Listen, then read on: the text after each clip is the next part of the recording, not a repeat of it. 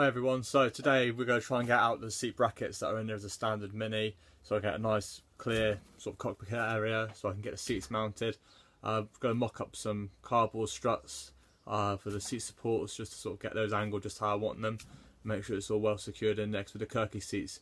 They can be a bit tetchy because obviously it's quite thin aluminium seats, so got to put lots of bracing in there and tie it all into the frame, so we'll try and mock up a few brackets for that. Let's crack on with this episode.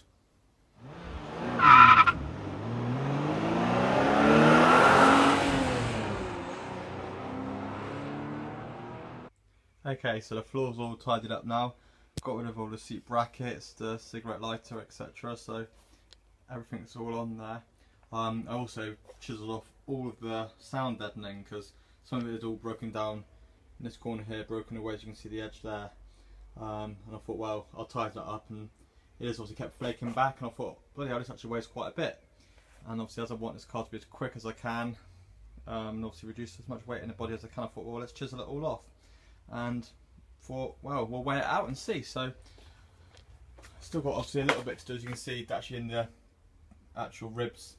I've not managed to get out of there yet, but all the sort of main big flat areas I have. Okay, so here we have all the lining all chipped away, and we have our set of scales, which hopefully you can see the weight on.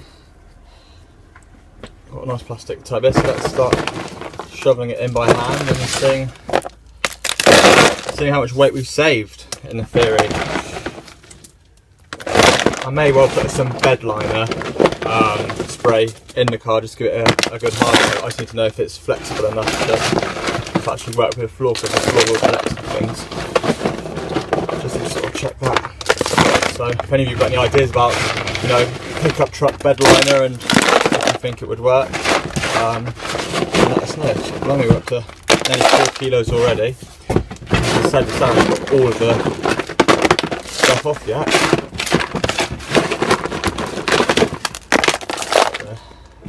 I know you're there, 4.5 kilos. Shake out. 4.72 kilos. Okay, so that's quite surprising actually. If I'm honest, I thought there'd probably be maybe 2.5, 3 kilos worth of floor lining, but even though it's only, you know, this thickness, it obviously all adds up across that whole floor. So there we are. That's how much insulation on the floor weighs, 4.772 kilos. Well, say that, it will weigh actually more because there's still a lot in the grooves, as I said, so we'll get that out next. So this is what's in the sort of the ribs in the car itself and on the floor, so we'll put that out. So we're 4.7 kilos at the moment.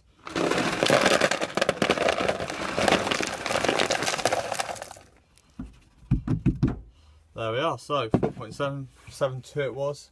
So yeah, basically 5.5 kilos in total of weight lost in theory, so happy days. Okay, so I managed to do some cardboard cutouts ready for the seat brackets, worked out the angles for the folds, and also cut the angles off so hopefully they square up. So the idea being that these are obviously the side brackets which go up the side of the seats.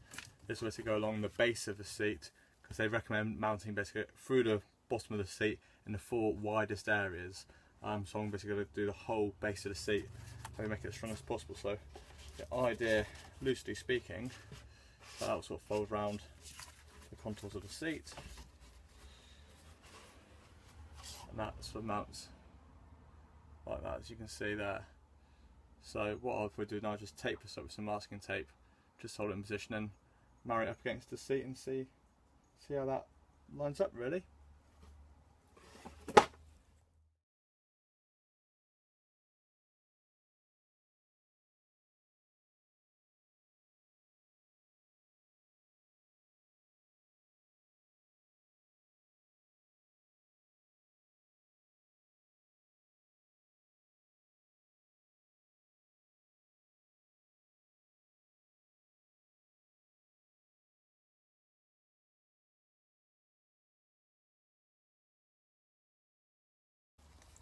So as you can see, I've got that all nice and tight and flushed along the edge of the base of the seat there.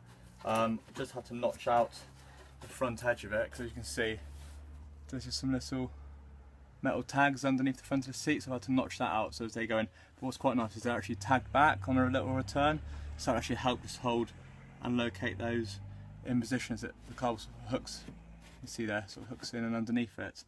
I've basically levelled it all off with this part of the seat here, so that angle there is where basically your backside goes.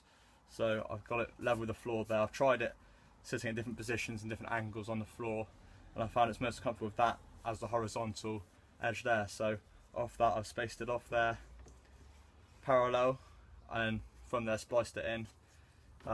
Used a protractor there just to work out different angles. We've got 155 degree angle here, 150 degree angle on this fold here. But all in all, I'm quite happy with that. Obviously I know on the top here I need to have returns. I'll shape that off there, you know, 1.5 inches, just as I can bolt that to the actual floor itself. But the main thing is to get those shapes cut out for getting cut up and folded. So happy with that. So hopefully, obviously made out of carbon held together with masking tape at the moment, but that should, in theory, slot in there quite nicely. Hopefully, if all goes to plan. Yeah, there we are. So a bit wobbly, obviously, because it's just cardboard, but you can get a general idea. So that's the angle of it all. Although I'll try and move the camera down so you guys can see it a little bit better. There you are, so see the angle of the seat there and how it all sits in. So yeah, quite happy with those. Let's go pop them in the car once I get all that cleared, and I can just see what it looks like in there, but happy with that.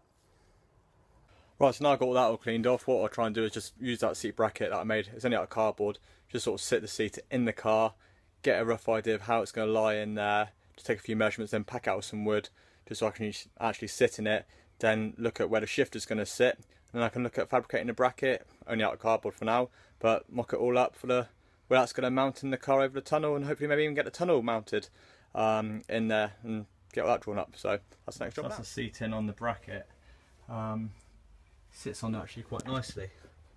So these two measurements look as if they're alright. It's obviously pretty much up against the box section there, but I am touching the back guard. I actually need a bit of a gap there, so I'm going to have to now just notch out the front of the seat support. So the seat's now in.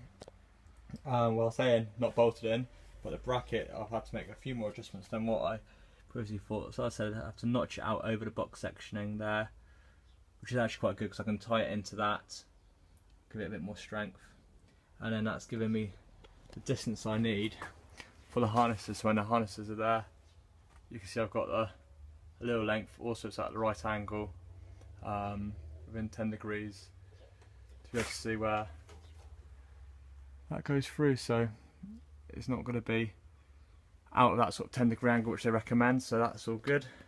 So that's in. I've sat in it and basically got where my shifter needs to sort of line up to. So these front two tags underneath sort of need to line up on that bit of tape there. So next thing to do is get the seat out and then sort of fabricate up out of cardboard what the bracket's going to be like for mounting that on.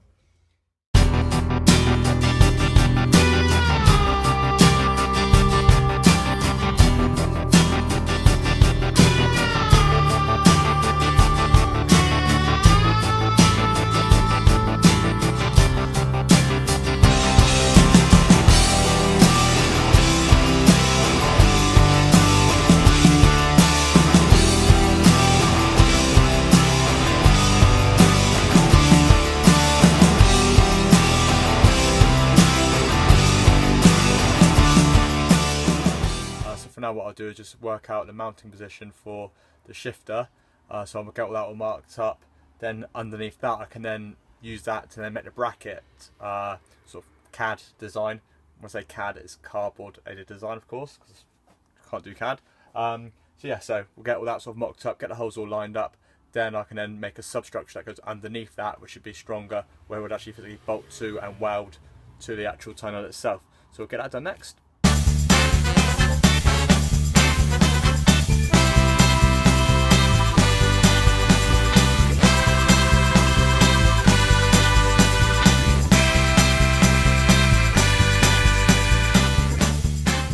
Next, I think what we'll try and do is get that back in the car And then, as I said, just check that there's nothing underneath that's going to foul. The standard handbrake does actually sit underneath where this is, the handbrake mount. So I'm going to have to basically grind that all off in any case. And I can start to make the substructure, as I said, to go underneath here for it to bolt to something more solid than just a bit of aluminium tunnel that it will be. So we'll get that sort of drawn up next. The plan is to turn this into this. Oh, just to get it cut out. And then, because you realise you've cocked up the overall measurements for the longer bits, it turns into this. And finally, this. So, let's go pop it in the car and see if it fits. I hope it does. And as you can see, it sort of fits. So, basically, it will sit in there on the box section. Then I can weld it to this main cross beam here. And these two tags here, I can weld along there. Let's put mesh here on both sides. Now I'll give it a nice bit of strength.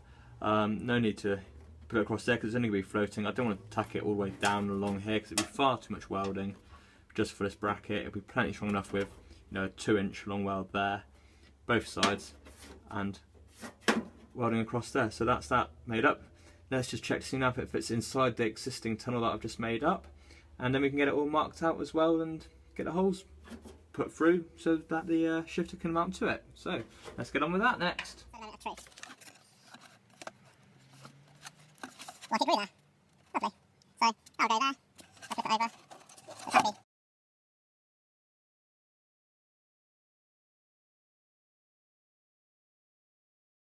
And there we have it. So these should, in theory, line up. And they do. So we've got it sat in there now. Obviously, instead of masking tape, I will use weld instead, and instead of cardboard, I'll use metal. So this is basically the steel frame for mounting the actual shifter to. And hopefully, all being well, the main tunnel should just slot straight over. It has, and hopefully, all being well, the holes will all line up as well.